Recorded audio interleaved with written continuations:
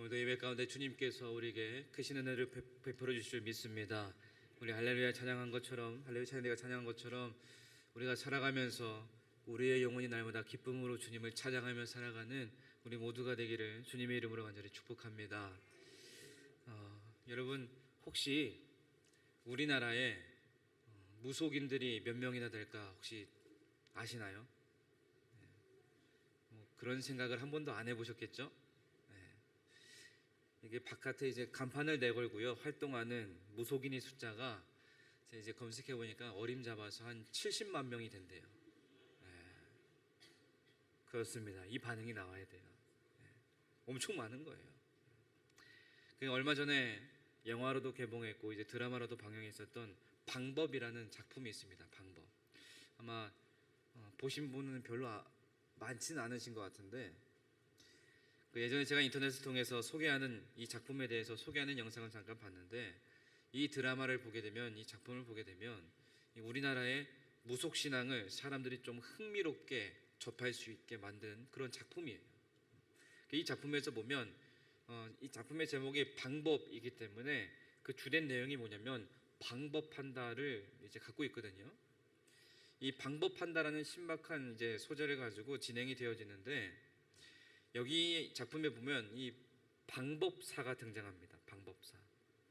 이 방법사는 누구냐면요 신을 모시는 거거든요. 그런데 이 신을 모신다는 점에서 무당하고 무속인하고 좀 비슷해요. 그런데 이 무당들은 어떻게 합니까? 신을 통해서 뭘 해요? 상대방의 과거하고 미래를 점을 쳐주잖아요. 근데 이 방법사는 뭘 하냐면 신을 통해서요 다른 사람을 저주합니다. 그래서 저주를 내리는 능력을 가지고 있어요. 그래서 이 사람이 어떻게 저주를 하느냐, 그 사람의 한자의 이름 그리고 사진, 그 소지품을 가지고 방법을 하는 거예요. 그러면 이 사람이 죽어요. 그런 소재를 가지고 다루는 작품입니다. 그래서 인터넷에서 방법한다라고 검색을 해보니까 네이버 국어사전에서요 이렇게 소개하고 있어요. 어느 집에 도둑이 들면 동네 뱃대를 다 모아서 다올대를 다 모아가지고 태웠다고 합니다. 그래서 이 모습을 보면서 방법한다 이렇게 불렀대요.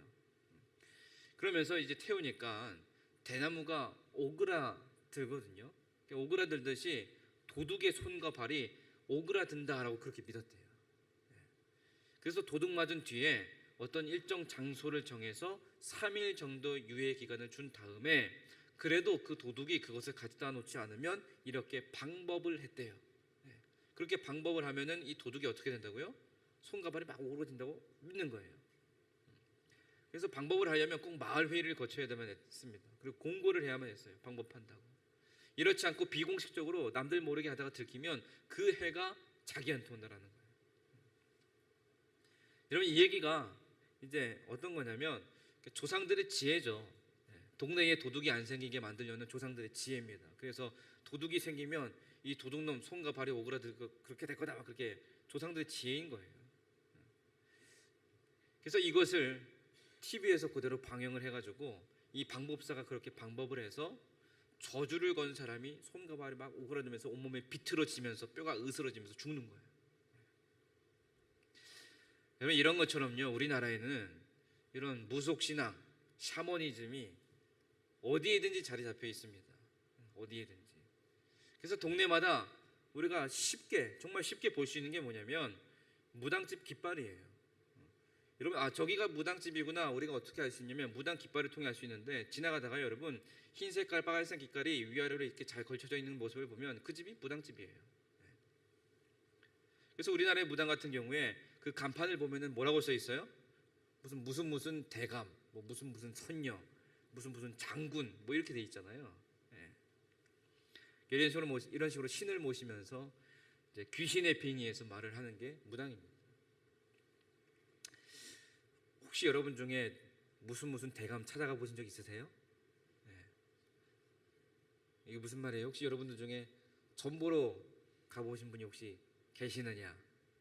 한 분도 안 계신 줄 저는 그렇게 믿습니다. 네. 검색을 해보니까요 대학생들을 상대로 조사를 했습니다. 대학생들 중에요 40% 정도가 점을 꼭 한 번은 봐봤대요. 근데 그 중에 상당수가요 기독교인이었다고 합니다. 네. 자, 그러면 왜 이렇게 많은 사람들이 무속인을 찾아가게 되는 걸까? 왜 이렇게 많은 사람들이 점을 보러 가는 걸까? 대부분 사람들은요 어떤 마음이 있냐면 미래에 대해서요 두려워합니다. 미래를 모르니까, 앞날을 모르니까 불안한 미래 때문에 무엇을 어떻게 해야 되면서 살아가야 될지 몰라서 방황을 많이 하거든요. 우리 그리스도인들도 마찬가지입니다. 이런 두려움에서 예외가 될 수가 없어요. 그래서 이 방법 저 방법 다 찾아보는 거예요. 여러분, 지금 이 시대를 살아가는 사람들의 모습을 보면은요, 특히 그들 가운데 우리 젊은 세대들, 청년들의 모습을 보면 안타까운 게 뭐냐면은 정말 확실하고 안정적으로 살아가는 청년들의 모습이 그렇게 많지 않다는 거예요. 예를 들면 이런 모습입니다. 한 청년이 정말 안정적인 대기업에 취직을 했어요. 그러면 너무 좋잖아요. 부모님들 입장에서는 굉장히 좋습니다. 자기 자녀가 안정적인 대기업에 취직했다? 너무 좋은 거예요. 그래서 이 청년도 이제 대기업이니까, 안정적인 대기업이니까 아 좋다 생각해서 들어간 그 직장에서요 하루 이틀 지내다 보니까 아 이건 아닌 것 같아, 그런 생각을 하는 거예요. 그러면서 무슨 행동을 하느냐? 퇴사하는 겁니다. 일을 그만두는 거예요.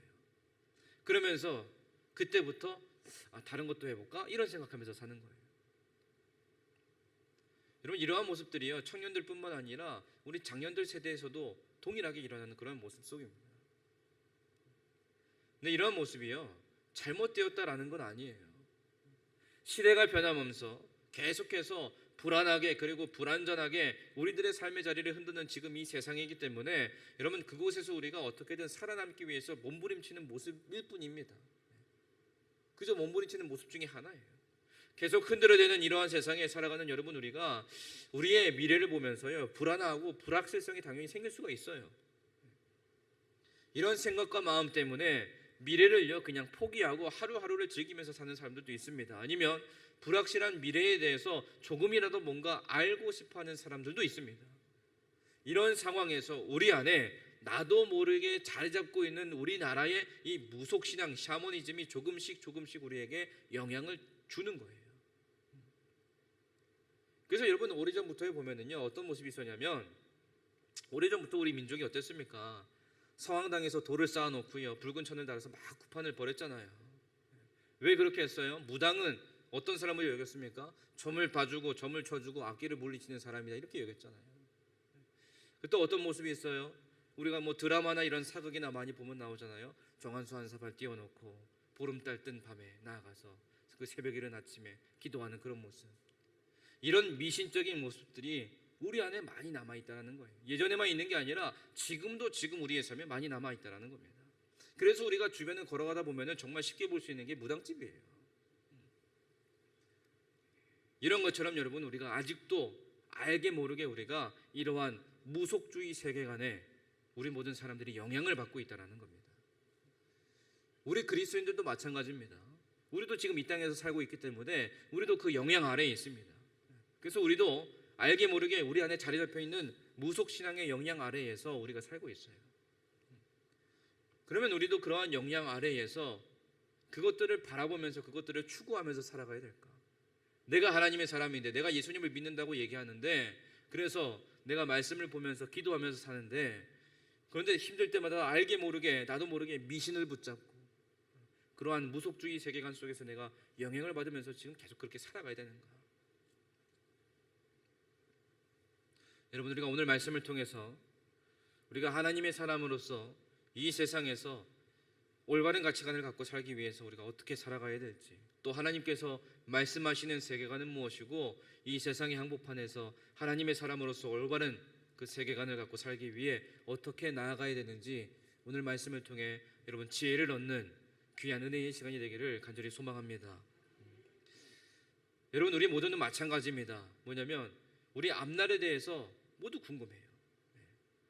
다 궁금해합니다.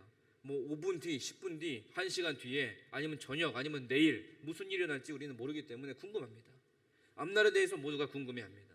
그리고 이러한 궁금증 때문에 길을 가다가 그냥 점집을 보면 들어가서 물어보고 싶은 유혹이 생기는 거예요.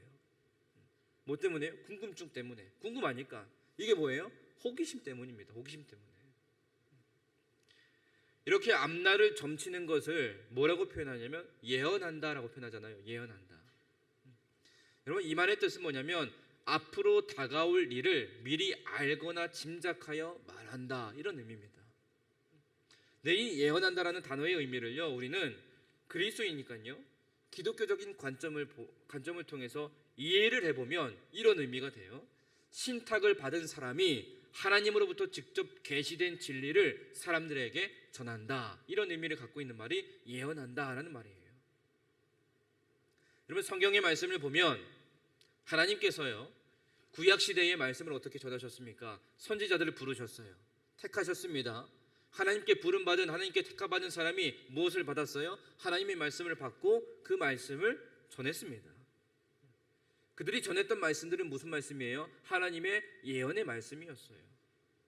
이것을 다른 말로 표현하면 계시다라고 했습니다. 계시. 이러한 계시는 하나님께서요, 자신을 드러내는 방법인데 특별히 예언을 통해서 이렇게 나타내시는 거예요. 여러분, 이러한 계시의 말씀, 이러한 모든 것들이 하나님께서 말씀하시는 세계관이요, 다시 말하면 계시적 세계관입니다. 근데 우리가 일반적으로 예언이라고 하면 미래의 일을 말하는 것으로 우리는 이해를 하잖아요. 그래서 우리가 여러분 꼭 기억해야 될 것은 뭐냐면 성경에서 말하는 예언은 다른 의미를 갖고 있다는 거예요. 여러분, 우리가 알고 있는 이 예언이라는 단어의 예자를요, 한자로 보면은 미리 예의 개념이거든요. 미리 예. 미리 예라는 한자인데, 우리가 성경적인 관점에서 예언의 단어를 다르게 봐야 되는데 이 예자를 미리 예가 아니라 맡길 예라는 것으로 봐야 된다는 거예요. 맡길 예라는 단어. 다시 말하면 하나님께서 선지자에게 말씀을 맡기시고 그 말씀을 전달하게 하시는 거예요.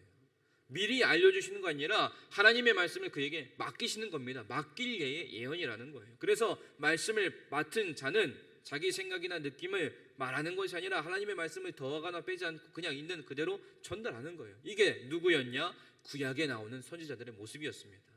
하나님께 부르심을 받았고 하나님의 말씀을 받았고 그 예언의 말씀을 맡은 자로서 나아가서 그 말씀을 전했습니다.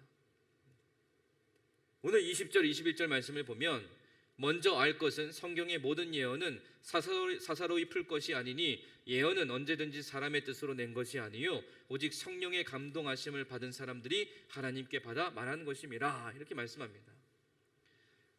하나님께서 말씀을요 우리에게 주셨다라는 거예요. 그리고 그 말씀을 있는 그대로 맡아서 전달하는 역할이 누구냐? 바로 우리들이라는 겁니다. 여러분, 이러한 역할로 이 땅에서 주의 백성으로 살아가는 우리들이요, 하나님께서 말씀하시는 그 세계관을 간직해야 됩니다. 왜냐하면 하나님께서 예언의 말씀을 주셨습니다. 그 말씀을 맡은 자가 있는 그대로 그 말씀을 전달해야 되잖아요. 다시 말하면 하나님께서 우리에게 말씀하시는 세계관, 하나님의 그 관점을 우리가 간직해야만 하나님께서 어떠한 말씀을 주셨구나, 그래서 우리가 올바른 관점을 통해서 이 말씀을 있는 그대로 전달할 수 있다는 거예요. 우리가 만약에 다른 세계관을 가지고 다른 가치관을 가지고 있다면 하나님이 나에게 말씀을 주셨어요. 그러면 내 멋대로 해석하고 판단하고 이해해서 전달하겠죠. 그러나 우리는 하나님께서 말씀하시는 세계관을 그대로 간직하고 그 말씀을 받아서 전달하는 자가 되어야 된다는 거예요. 오늘 본문의 저자인 베드로가 오늘 이렇게 우리에게 전하는 말씀을 살펴보면, 여러분, 베드로는요 오늘 말씀을 통해서 계시적 세계관에 대해서 밝힐 때에 어떤 배경 속에서 이 말씀을 전하고 있는지 우리가 눈여겨봐야 됩니다. 오늘 17절 18절 말씀을 보면 지극히 큰 영광 중에서 이러한 소리가 그에게 나기를 이는 내 사랑하는 아들이요 내 기뻐하는 자라 하실 때에 그가 하나님 아버지께 존귀와 영광을 받으셨느니라. 이 소리는 우리가 그와 함께 거룩한 산에 있을 때에 하늘로부터 난 것을 들은 것이라, 이렇게 고백합니다. 여러분, 베드로가 어떤 사람이에요? 베드로는요 어디를 가든지요 늘 누구 옆에 있었냐면 예수님 옆에 있던 사람이에요. 예수님이 어디를 가시든지 늘 곁에 둔 사람이 누구예요? 베드로입니다. 그런 제자예요. 그리고 오늘 말씀에서 얘기하는 것처럼 그와 함께 거룩한 산에 있을 때, 이게 뭐냐면 우리가 잘 알고 있는 예수님 그 변화산 사건이거든요. 예수님의 그 변화산 사건을 직접 눈으로 보았던 사람이 누구예요? 베드로입니다. 뭐 이런 기적적인 현상이나 초자연적인 체험들, 기적의 은혜를 경험했던 다른 사람들도 있었겠죠. 다른 제자들도 있었겠죠. 그러나 그 누구보다도 확실하게 정확하게 경험했던 사람이 누구냐? 베드로였습니다. 여러분, 우리도 살아오면서 정말 기적 같은 일을 경험한 적이 분명히 다 한 번씩 있으실 거예요.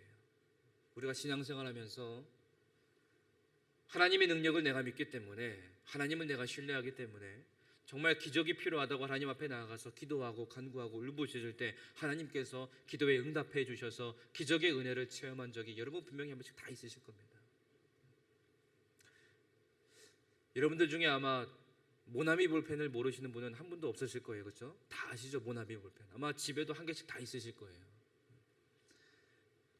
이 모나미 볼펜을 보면은요, 거기에 153이라는 숫자도 써 있습니다.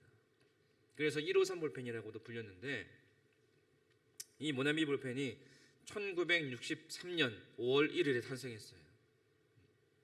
이 볼펜을 생산할 수 있는 공장도 기술도 없었던 상태에서 도산의 위기에 빠져 있었던 이 모나미 볼펜 회사 회장이었던 송삼석 회장님이 기도하면서 붙인 이름이에요. 이분이 이제 작년에 돌아가셨는데 이분도 우리 감리교회 장로님이셨어요. 회사가 가장 어려웠을 때 기도원에 올라가서 기도를 하셨다라는 거예요. 기도하면서 생각해 보니까 그간 사업을 하면서 하나님 앞에 죄를 범한 게 너무 많았다라는 거예요. 그 중에 첫 번째가 뭐였냐면 주일 정수를 제대로 하지 않았다라는 거예요. 그래서 하나님 앞에 기도하면서 하나님, 이제부터 내가 주일 정수 잘하겠습니다. 주일 정말 잘 지킬게요. 그러면서 철저히 회개했다라는 거예요. 두 번째는 뭐냐면 돈을 많이 벌면서 11조 생활을 전혀 하지 않았다라는 거예요. 그래서 철저히 회개하면서 하나님, 하나님의 것을 내가 떼어 먹으면서 살았습니다. 죄송합니다. 회개합니다. 하나님 용서해 주세요. 11조 생활 이제 철저히 하겠습니다. 회개하면서 기도했다라는 거예요. 그 세 번째는 새벽 기도를 한 번도 하지 않았다라는 거예요. 그래서 또 회개하면서 하나님, 이제부터는 내가 새벽마다 나아가서 주님 앞에 나아가서 내가 쉬지 않고 기도하며 살겠습니다. 이렇게 회개했대요. 이렇게 기도한 다음에 하나님의 말씀을 읽고 있는데 하나님이 어떤 말씀을 주셨느냐? 요한복음 21장 1절에서 14절의 말씀을 그에게 주셨다라는 거예요. 그 말씀에서도 요한복음 21장 11절 말씀이 마음에 와닿았다라는 거예요. 이 말씀을 세 번역으로 보면 시몬 베드로가 배에 올라가서 그물을 땅으로 끌어내렸다. 그물 안에는 큰 고기가 153마리나 들어있었다. 고기가 그렇게 많았으나 그물이 찢어지지 않았다. 이렇게 기록합니다. 그러면서 그는요, 하나님께 이렇게 기도했다라고 합니다. 하나님, 제가 모나미 153이라는 볼펜을 만들겠습니다. 이 볼펜이 모든 사람의 손에, 아니 전 세계에 있는 모든 사람의 손에 들려지기 원합니다. 이렇게 기도했대요. 기도하고 난 다음에 목표를 크게 잡고 또 이렇게 외쳤다라고 합니다. 하나님, 이 볼펜이 50억 자루가 팔리게 해주세요. 이렇게 기도했대요. 망해가는 회사였어요. 도산의 위기에 처했던 회사였습니다. 그런 회사가 볼펜 50억 자루를 판다라는 게 여러분 쉽습니까? 어렵습니까? 쉬운 일이 아닙니다. 굉장히 어려운, 불가능한 일이에요. 1963년 탄생한 이 볼펜이요, 50년간 36억 자루 이상이 팔렸다랍니다. 그리고 현재는 57억 자루 이상이 팔렸대요. 기적을 체험했습니다. 아무것도 보이지 않던 회사가요, 살아나는 기적을 체험했어요. 여러분, 우리가 여기서 꼭 기억하고 눈여겨볼 것이 있습니다. 이 회사, 이 회장님이요, 단지 기적만 체험한 것으로 끝난 게 아니라는 거예요. 그 기적과 함께 동시에 또 다른 한 가지를 또 체험하셨어요. 오늘 말씀에서 얘기하고 있는 베드로도 마찬가지입니다. 예수님과 함께 올라간 그 산에서 예수님의 그 변화산 체험을 직접 두 눈으로 목격하면서 동시에 한 가지 더 체험을 했어요. 오늘 18절 말씀을 다시 보면 이 소리는 우리가 그와 함께 거룩한 산에 있을 때에 하늘로부터 난 것을 들은 것이라, 이렇게 얘기합니다. 그러면서 19절에 확실한 예언이라고 말하는데, 이 확실한 예언이라고 말하는 것이 그의 체험에 바탕을 한 거예요. 다시 말하면 기적을 체험했습니다. 기적을 체험함과 동시에 무엇을 체험했느냐? 하나님의 말씀을 듣는 체험을 한 거예요. 여러분, 이 모나미 볼펜 회사의 회장님도 마찬가지입니다. 회사가 다시 사는 체험을 했습니다. 동시에 그 체험에 대한 하나님의 말씀이 그에게 임했어요. 여러분, 앞서 말씀드린 것처럼 하나님께서 말씀하시는 세계관은 계시적 세계관이라고 말씀을 드렸잖아요. 하나님이 말씀을 주신다라고 했습니다. 이 말씀이 하나님의 말씀, 예언의 말씀입니다. 다시 말하면 여러분, 우리가 살면서 기적을 체험합니다. 예를 들어서 우리의 건강이 나빠졌어요. 그래서 기도합니다. 하나님, 내 건강 회복시켜 주세요. 기도해요. 그러면 하나님이 우리에게 무엇을 주시냐면요, 말씀을 주십니다. 말씀을 분명히 주세요. 그리고 그 말씀을 붙잡고 나아갈 때 하나님이요, 우리에게 무엇을 베풀어 주시냐면 기적을 베풀어 주십니다. 하나님께서 우리에게 기적을 베풀어 주실 때 기적만 주시는 게 아니라는 거예요. 기적과 동시에 무엇을 주신다고요? 하나님의 말씀을 주신다라는 거예요. 우리에게 이 예언을 주신다라는 겁니다. 우리에게 말씀을 맡기신다라는 거예요. 우리가 기도할 때, 하나님 앞에 나아가서 정말 간절히 구할 때 하나님 우리에게 말씀을 주시기 때문에, 말씀을 맡기시는 것이기 때문에 맡기신 그 말씀을 내가 세상에 전달을 해야 되는 거거든요. 이 전달하는 모습이 무엇으로 나타나냐? 내 삶에 일어나는 기적으로 나타나는 거예요. 그래서 우리는 하나님의 말씀을 맡은 자로서 그 말씀을 증거하는 삶을 살아갈 때 우리는 날마다 기적의 은혜를 체험하게 되는 겁니다. 여러분, 우리 모두가 이러한 기적의 은혜 안에서 날마다 살아가기를 간절히 소망합니다. 그래서 우리는 하나님의 말씀을 꼭 잘 붙잡아야 됩니다. 하나님이 우리에게 주신 말씀을, 우리에게 맡기시는 말씀을요, 꼭 잘 들어야 돼요. 기적을 체험한 이 모나미 볼펜 회사 회장님의 경우를 보세요. 주님 앞에 기도하기 전까지 어떻게 살았습니까? 주님 앞에 엎드려서 회개하기 전까지 어떻게 살았어요? 지난 시간 우리가 함께 나눈 것처럼 건강한 세계관이 아니었습니다. 그냥 자기 눈앞에 보이는, 그냥 자신만 바라보는 건강하지 못한 세계관을 가지고 이 세상을 바라보면서 살았습니다. 그랬던 그분이 회개하면서 주님 앞에 나아가는 그 순간 무엇을 들었어요? 하나님의 말씀을 들었습니다. 하나님이 그에게 말씀을 맡기셨어요. 그리고 그 말씀에 힘입어서 자신의 삶을 통해서 나타내고 증거했습니다. 그렇게 기적을 체험한 거예요. 그리고 그는 그때부터 하나님께서 말씀하시는 세계관으로 변화된 거예요. 여러분, 우리는 지금 어떤 세계관으로 살고 있는지 하나님께 물어야 됩니다. 건강하지 않은 세계관을 가지고 내가 살고 있다면 여러분, 우리는 하나님의 말씀을 듣지 못합니다. 우리가 하나님의 말씀을 듣기를 원한다면, 그리고 들어야 된다면 여러분, 우리는 하나님의 마음을 품고 있어야 되는 거거든요. 하나님께서 말씀을 우리에게 맡기시는 거기 때문에 그 맡기시는 말씀을 내가 온전히 전달할 수 있는 모습이 되어야 되기 때문에 그 세계관을 내가 품고 있어야 돼요. 다시 말하면 하나님의 말씀에 근거한 성경적 올바른 이 건강한 세계관을 내가 품고 있어야 하나님의 말씀을 온전히 들을 수 있어야 됩니다. 그리고 우리는 이렇게 하나님의 말씀을 들으면서 살아야 돼요. 왜냐하면 여러분, 우리 모두는 하나님의 사람이기 때문입니다. 그래서 하나님의 말씀이 가득한 이 성경 말씀을요, 여러분, 우리는 늘 항상 사모하면서 살아가야 돼요. 이 말씀을 갈망하면서 우리는 살아야 됩니다. 그러면서 성경적 세계관, 하나님이 말씀하시는 그 계시적 세계관을 정립하기 위해서 노력해야 됩니다. 그래서 늘 항상 말씀을 묵상하고 말씀을 공부하고 늘 그러는 거예요. 우리의 모습을 돌아보면서 여러분, 날마다 우리에게 말씀하시는 하나님의 말씀을 온전히 깨닫는 자로 하나님께서 주시는, 우리에게 베풀어 주시는 성경적 세계관으로 하나님의 그 기적의 은혜를 날마다 누리며 사는 우리 모두가 되기를 주님의 이름으로 간절히 축원합니다. 그래서 여러분, 우리 주위를 살펴보면 이렇게 실제로 신비한 기적의 체험을 한 사람들이 많이 있습니다. 여러분, 그러한 사건들을 우리가 들을 때, 그러한 사건들을 우리가 볼 때요, 우리의 이성적인 생각으로 납득하기 힘들다고 해서 저 사람들 뭐 속이는 거 아니야? 이렇게 의심해서는 안 된다라는 거예요. 왜냐하면 하나님의 역사는 우리의 이성과 현상을 뛰어넘기 때문입니다. 그렇다고 해서 그냥 그 보이는 현상에만 또 주목해서는 안 돼요. 앞서 말씀드린 것처럼 하나님께서 우리에게 기적을 베풀어 주신다, 이러한 신비한 기적의 체험을 하게 된다, 그러면 그 근거는 뭐가 된다고요? 성경, 하나님의 말씀, 그 성경적 근거가 분명하게 있다라는 거거든요. 그래서 여러분, 우리는 이것을 꼭 눈여겨봐야 돼요. 누군가가 기적의 체험을 했다 그러면 이 사람에게 하나님의 말씀이 임했는가, 하나님의 말씀이 없는가, 이걸 꼭 봐야 됩니다. 우리도 마찬가지입니다, 여러분. 이렇게 급변하는 시대 속에서 살아가는 우리의 삶의 모습을 보면 예상치 못한 사건과 시련과 많은 어려움들, 사고들이 우리 주변에서 많이 발생하기도 합니다.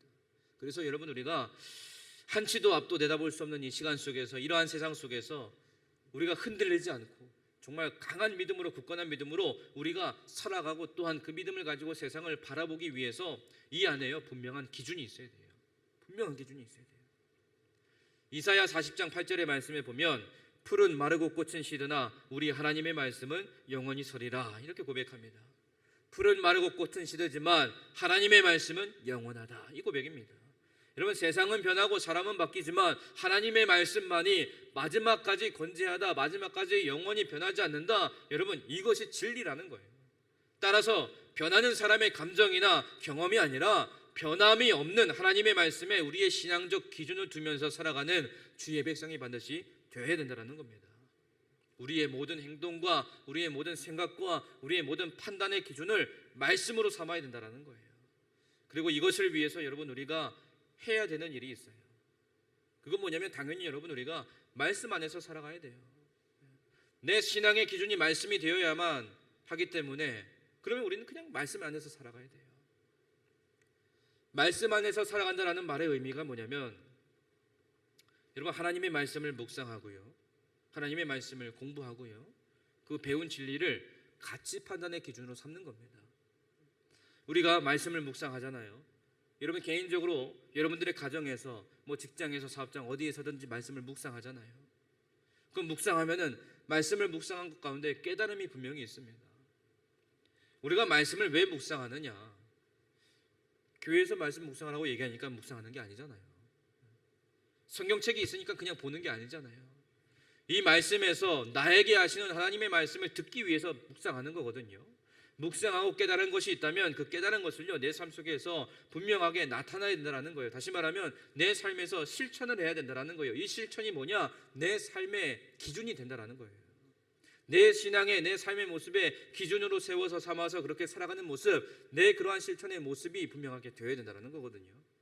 우리가 그렇게 살아갈 때 이 말씀 속에서 거하고 말씀 안에서 살아가고, 이 말씀이 내 삶의 세계관이 되어서 이 세상을 살아갈 수 있는 주님의 백성이 될 수 있다는 거예요.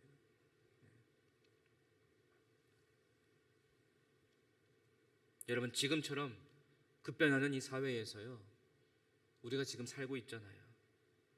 이러한 세상에서 여러분, 우리 모두는 올바른 세계관을 가지고 세상을 바라봐야 됩니다. 여러분, 지난 시간에도 말씀을 드렸잖아요. 여러분들이 교회보다 어디에서 시간을 더 많이 보낸다고요? 세상에서 시간을 많이 보내시잖아요. 사실이잖아요, 여러분.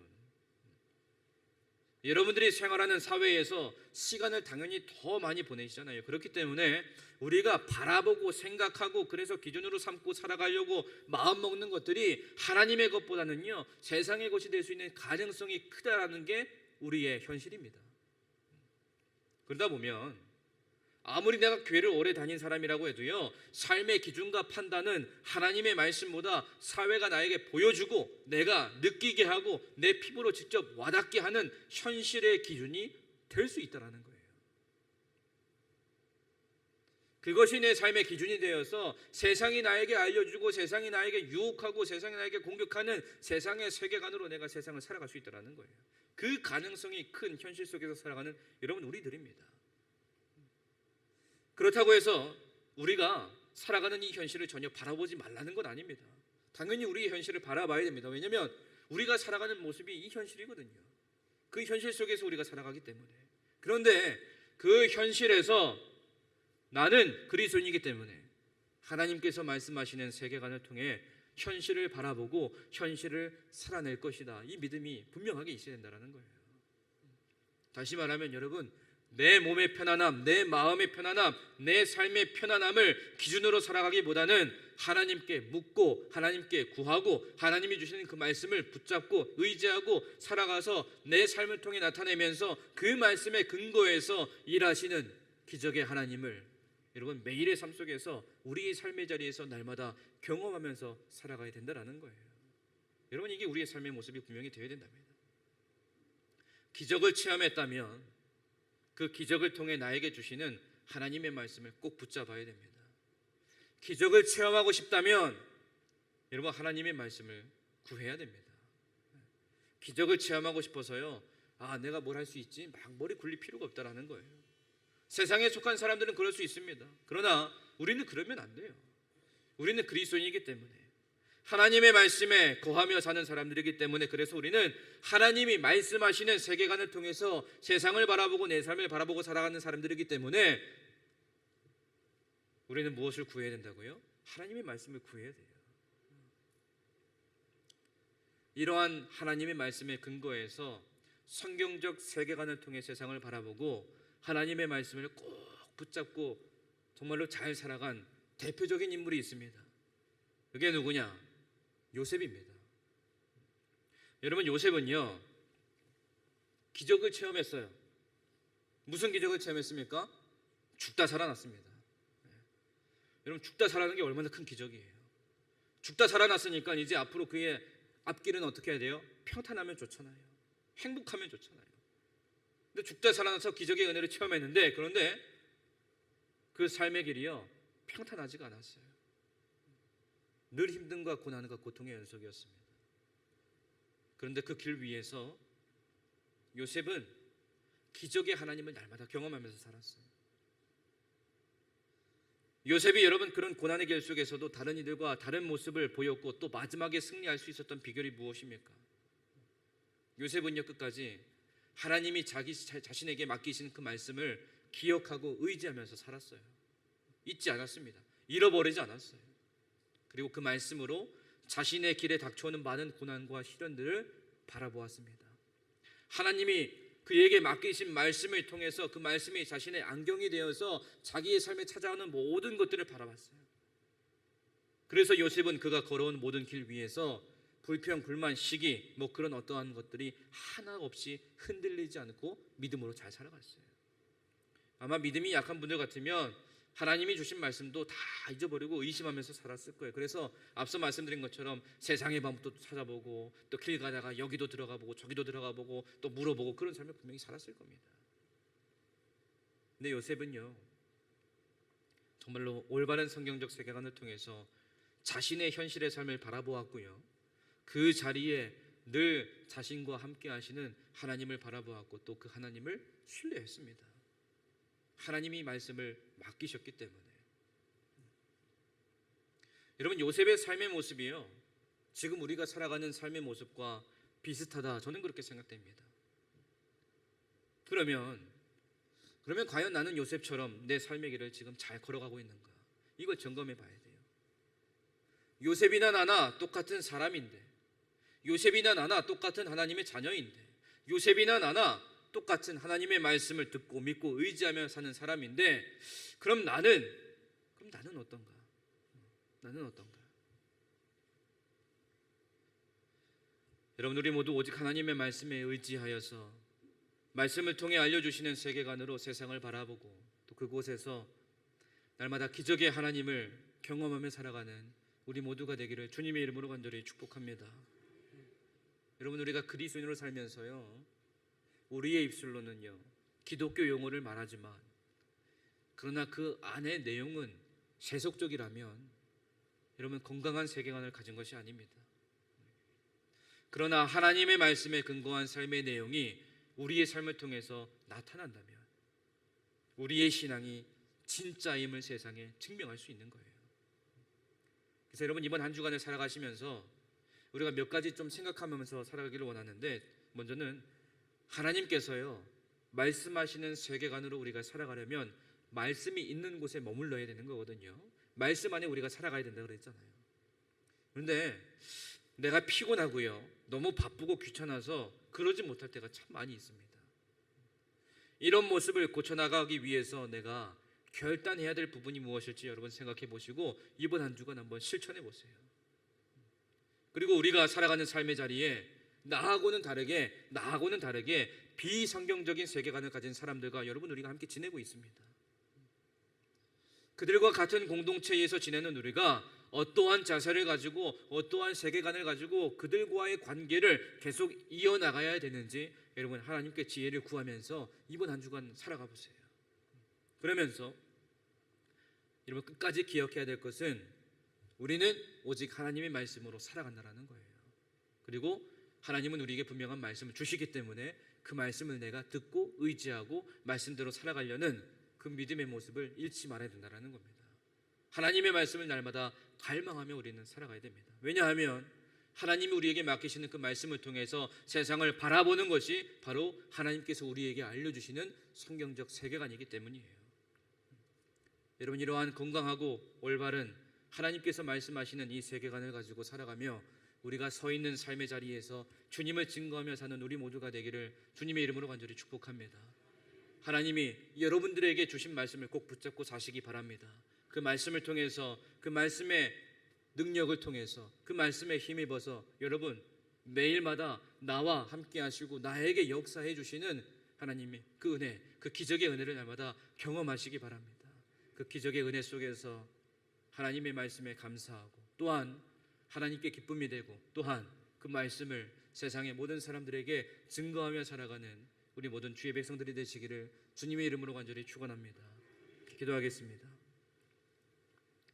하나님 아버지 감사합니다. 하나님께서 우리를 사랑해 주셔서 우리에게 말씀을 주셨습니다. 하나님 우리에게 맡기신 그 말씀을 의지하며 잊지 않고 살게 하셔서 그 말씀 뜻 안에서 하나님의 뜻을 이루며 또한 그 말씀을 믿고 나아갈 때 우리의 삶에 어떠한 상황이 찾아올지라도 기적으로 우리에게 은혜를 베푸실 주님을 기대하며 또한 신뢰하며 살아갈 수 있는 우리 모두가 될 수 있도록 주님 인도하여 주시옵소서. 예수님의 이름으로 기도드립니다. 아멘.